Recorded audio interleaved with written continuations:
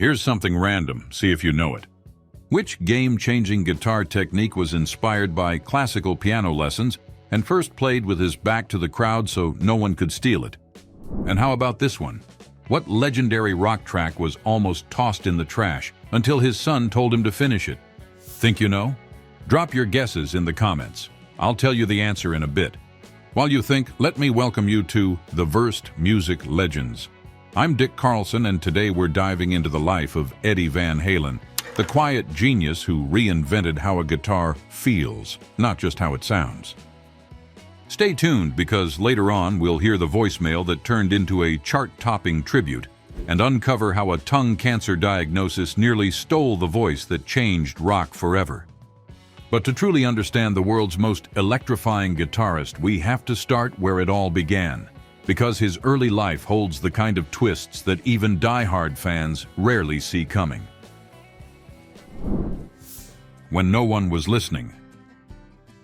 Amsterdam, 1955, a city rebuilding itself after war, snow on the rooftops, jazz leaking from back alley clubs, and in a modest Dutch apartment, a baby named Edward Lodewijk Van Halen is born.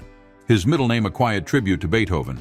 His father Jan, a jazz saxophonist and clarinetist, plays with aching elegance. His mother Eugenia, an Indo-Dutch woman facing constant prejudice, carries the weight of being seen as not fully Dutch in a country that rarely forgets origins. From the very start, Eddie's world is split between sound and silence, pride and alienation. In 1962, the Van Halens arrive in Pasadena, California, with a single piano and $50 to their name. The American dream? More like night shifts, house cleaning jobs, and two shy boys tossed into a public school where they don't speak the language. Eddie is bullied brutally. White classmates mock his accent, rip his homework, force sand down his throat. But it's black students who first show him kindness. That moment stays with him for life. He doesn't speak up much, but he listens and he plays. John insists on classical piano lessons, weekly treks from Pasadena to a stern Lithuanian instructor in San Pedro. Eddie can't read music, but he wins competitions anyway, by ear alone. 3 years in a row, his fingers glide over Bach and Mozart with impossible dexterity. The trophies? They hand them to him with a smile. Here's for being the best girl pianist. It stings. His long hair, his quiet nature, they don't fit the mold. Not yet. Here's what we meant when we said a move changed music. Eddie's future signature, the two-handed tapping solo, was born right here. Not from a guitar, from a piano bench. At home, things are no easier. Eugenia calls him a nothing nut, sometimes locks away his guitar. Jan, ever the romantic and wreck, hands him a cigarette and a sip of vodka before his first band gig to calm his nerves. He's 10. Eddie plays until his fingers bleed. Sometimes he sneaks his guitar into the bathroom just to keep going. By age 15, he's rewiring amps, building gear from scraps, and sleeping with his guitar still strapped to his chest. Then comes the moment. Eddie plays drums until Alex's nails wipe out. Furious, he switches to guitar, and suddenly the world clicks into place. The brothers form their first band, the Broken Combs, then Mammoth. By 1972, backyard parties across Pasadena pulse with his solos. Strange, fast, like someone rewiring time through strings. The bullied immigrant kid, once silent, now speaks in electric fire. But the world hasn't heard everything yet. The fire is just catching, and next comes the ignition. Friction meets flame. By 1977, Eddie Van Halen was still riding in beat-up vans, duct-taping gear together and lugging amplifiers into backyard parties in Pasadena. But his guitar solos? They sounded like tomorrow. Word spread like fire. There was this kid, quiet as hell, who played like lightning in human form. That breakthrough? It came loud. A showcase gig at the Starwood Club caught the eye of Warner Brothers execs, and suddenly Van Halen was in Sunset Sound Studios recording their debut. Eruption, the solo he played as a warm-up. Yeah, that solo. Wasn't even meant to be on the album. Producer Ted Templeman overheard it, jaw dropped, and said, "That's going on the record." And just like that, Eddie's back-turned solo, the one he'd hide from crowds so no one could steal it, became one of the most studied guitar pieces in history. That move from earlier, this is where it came to life. Van Halen's debut dropped in 1978 like a sonic bomb. Runnin' with the Devil, You Really Got Me, and Eruption exploded into the rock stratosphere. Eddie wasn't just a guitarist anymore, he was a language. Every kid with a six-string was chasing the brown sound now, not even sure what it meant, only that they felt it. But while the band partied hard, Eddie stayed different. In hotel rooms, he'd skip the clubs, plug into his rig, and tinker with circuits. He wore beat-up jeans, sneakers, and often the same shirt 2 days in a row. Fame didn't hit him like a high, it hit like a fog. Valerie Bertinelli, America's TV sweetheart, met him backstage in 1978. She expected wild. She got a soft-spoken genius more excited to show her his guitar pickups than trade pickup lines. When the band scored its first tour bus, Eddie didn't upgrade his life, he upgraded his tone. Built his first Frankenstrat in the garage, painted in red with jagged black and white stripes. His guitars looked like war paint. His sound? Battle cry, and the fire only spread. By 1984, Jump was climbing to number one, and arenas were melting down at every show. But something else was rising too. Tension. Roth wanted glitz. Eddie wanted growth. Behind the screams, the center started to crack, and he finally had the world's attention, but that sound came with a price. Louder than he meant to be.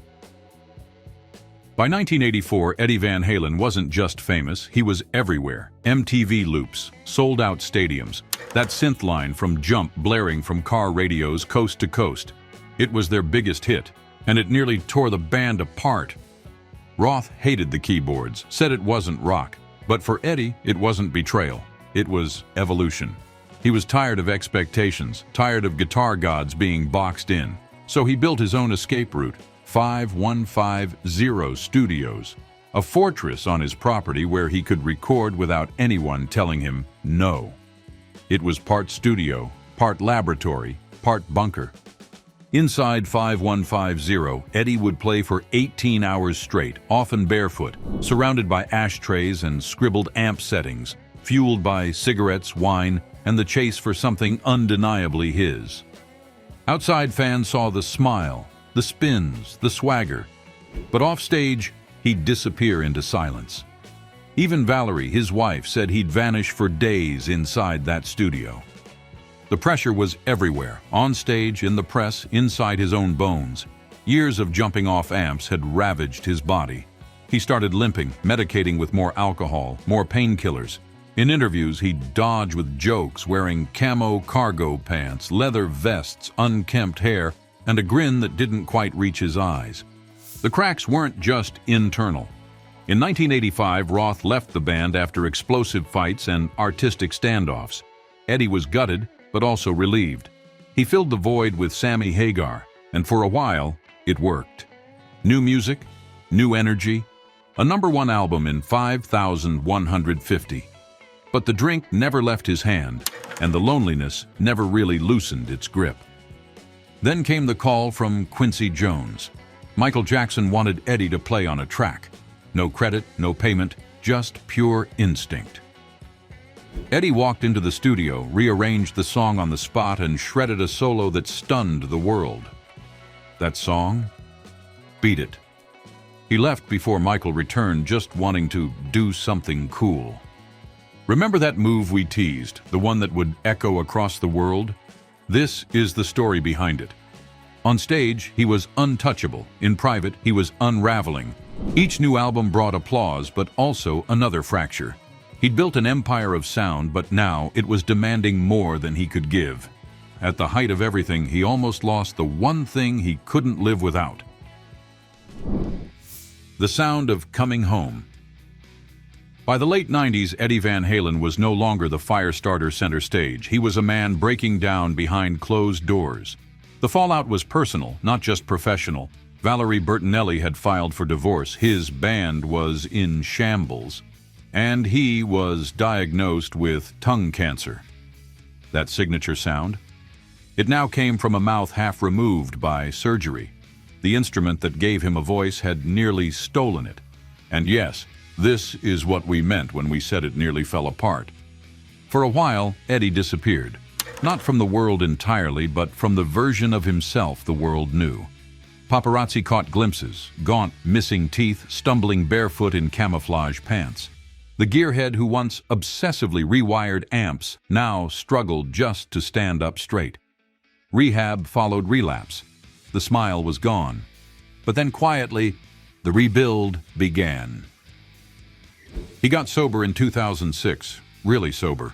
Removed the alcohol from the house, cut the chaos from his circle, started showing up to AA meetings and to his son Wolfgang's jam sessions at 5150.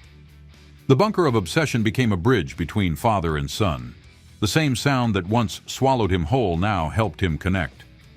Eddie's appearance changed, too, leaner, silver-haired, eyes calmer. The leather vests and pyrotechnics were replaced by flannels, shop aprons, and walks with his dogs. He married Janie Lisevsky in a small ceremony at home. Valerie attended. So did Wolfgang. Eddie even played at the reception. That moment, it wasn't a comeback, it was clarity. And then came the song we teased at the start, the one he almost threw away. Distance. Wolfgang pulled it from the voice messages Eddie left during his final years, turning one of them into a ballad of loss and legacy. It would become his first solo hit. Eddie had helped start it. His son finished it. By 2015, Eddie wasn't chasing fire anymore. He was crafting it, measured, precise, soul first. When a different kind of truth dropped, critics said his playing sounded like he had something to prove. He didn't, not anymore. What he built in solitude would outlive the stage. Still ringing. On October 6, 2020, Eddie Van Halen took his final breath at St. John's Hospital in Santa Monica. Wolfgang held his hand. Janie stood nearby. The world didn't just lose a musician, it lost a sound. That voicemail-turned ballad we mentioned earlier? Distance would be Wolfgang's tribute, laced with home videos and unreleased messages. And that move from earlier, the one about the song Eddie nearly threw away? This is where it came to life. Outside 5150 studio, fans lit candles and left guitars on the gate. Some had built replicas of his Frankenstrat, others just scrawled notes. "Thank you for giving me a voice." Inside, nothing changed. His tools were still scattered across benches. Dog collars still hung by the back door. The house wasn't cleaned up for guests. It was preserved for truth. Eddie's legacy lives not in bronze statues or stadium names, but in tone chasers, bedroom shredders, and anyone who's ever used sound to feel seen. His once secret tapping technique, remember that quiz question at the start, is now a rite of passage on YouTube. Eruption is studied like a sacred scroll. Kids slow it down, frame by frame, chasing a ghost who once turned his back to the crowd just to keep it for himself. But Wolfgang doesn't tour as Van Halen. He doesn't cover Jump. He builds his own music under the name Mammoth, the band Eddie formed in his teens. That echo isn't mimicry, it's inheritance. It's healing.